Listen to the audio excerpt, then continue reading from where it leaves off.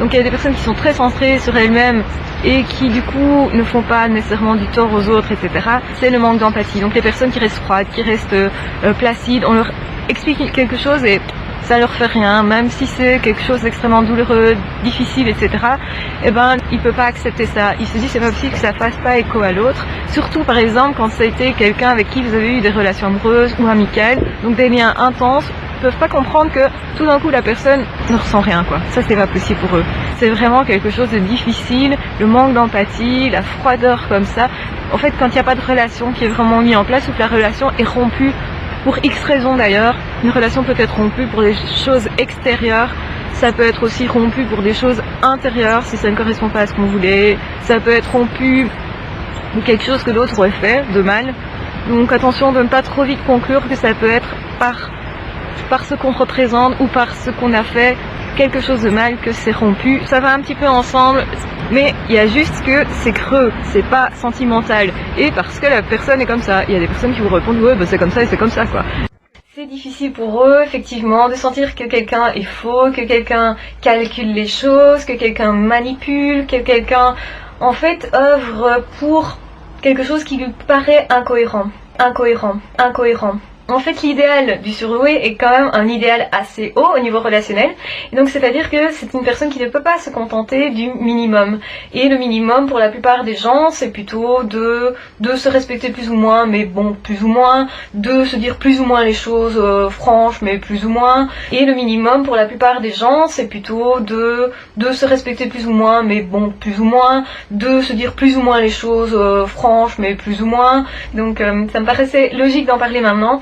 Que effectivement il déteste ou elle déteste ce qui n'est pas authentique, ce qui ne crée pas de vraies relations, ce qui ne crée pas une force justement amicale, une force relationnelle, etc. Mais évidemment quand on a quelqu'un qui honnêtement vous dit les choses telles qu'elles sont, c'est beaucoup plus simple au niveau relationnel. Donc effectivement le HP est particulièrement très sensible à ça et du coup peut aussi être très déçu si une personne ment, joue, triche, etc. dans la relation. Et c'est pour ça que beaucoup de personnes quand ils vivent des relations part du principe qu'une relation amicale est une vraie relation quand on se respecte réellement, quand on dit vraiment des choses. Et cette valeur d'être authentique dans la relation. Et donc du coup ça crée des douleurs, ça crée des blessures chez le HP qui a parfois du mal d'ailleurs à passer au-dessus parce que mine de rien les blessures sont très importantes. Comme les joies sont très importantes, les sentiments sont très importants. Après avoir été déçu, on se promet encore plus de trouver cette personne qui sera vraiment un ami de taille, qui sera vraiment à la hauteur. Et donc parfois, avoir des blessures comme ça à répétition va faire que la personne va abandonner et ne plus faire confiance aux autres. Et ça fait partie des valeurs de la personne. Il faut savoir aussi, on a généralement ce type de valeurs, ne pas simplement mentir, ne pas tricher, essayer d'être le plus authentique. Ça veut pas dire nécessairement qu'on va pas faire mal parfois dans nos choix et des choses comme ça, bien sûr que parfois ça peut arriver, mais au moins il y a toujours une possibilité de réparer, de se repentir de ce qu'on a fait, de formuler des excuses, de prendre les choses en face à face et d'aimer aussi avoir des explications avec l'autre. Donc quand il y a un souci quelque part, ils vont se parler en face à face parce que c'est ultra important. Donc quelqu'un qui ne parle pas en face à face, c'est assez difficile justement, qui va prendre ça pour agressivité, pour un manque de respect, pour du coup aussi se créer une blessure, parce que évidemment c'est très sensible à ce niveau-là, et du coup éventuellement aussi rompre des relations. Comme son authenticité est très grande, sa force de vie est peut-être plus grande, mais son espoir est beaucoup plus grand aussi. Donc c'est quelqu'un qui va être potentiellement plus facilement déçu. C'est statistiquement le cas en tout cas. Mais ça veut dire aussi que quand il n'est pas déçu, il va vivre de grandes choses et ça va durer longtemps. Donc ça a ses avantages, ça a ses inconvénients. Il ne peut pas se contenter d'une petite relation. Une petite relation de couple à moitié, ça fonctionne pas. Une petite relation à moitié d'amitié, ça fonctionne pas. Il va s'investir dans la relation dès que son cœur y est. Du coup, s'il y a une déception, ça va être difficile de réparer ça.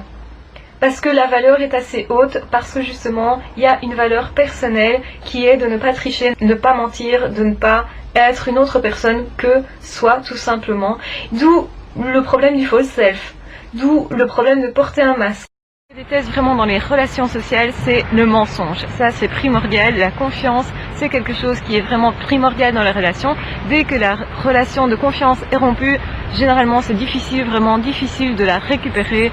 Et donc, il faut voir pourquoi elle a été rompue, s'il y a des explications, des choses comme ça, et voir un petit peu ce qui se place ensuite comme situation, comme relation. Alors, c'est tout à fait possible de reconstruire des relations, mais forcément, ce n'est pas simple. Alors, donc ce qui va avec, c'est vraiment le manque de respect. Le manque de respect, le mensonge, ça va ensemble. Quand on ment à quelqu'un, on lui manque de toute façon de respect. On peut manquer de respect de X façon possible, évidemment. Il n'y a pas que le mensonge. Il ne supporte pas ça. Et donc vraiment, ça va être un problème au niveau relationnel, en tout cas.